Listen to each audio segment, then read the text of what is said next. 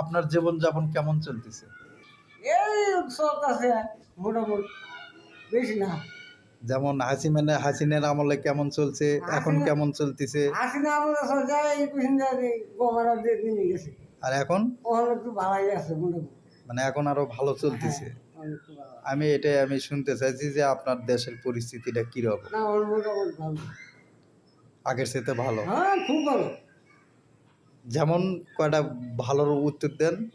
হ্যাঁ, তুই আমার ছাত্র খাবো না। আগে খুন খারাপি বেশি হচ্ছিল, এখন কি কমছে? হ্যাঁ, একদম একটু কমছে।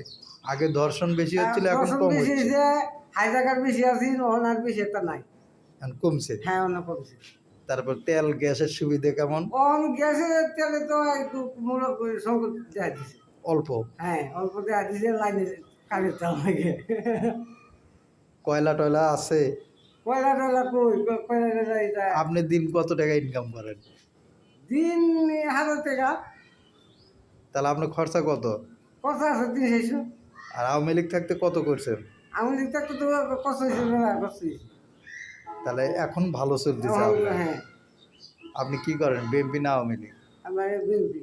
ও, তো বিএনপি তো ভালোই করতে নাকি খারাপ হয় নাকি।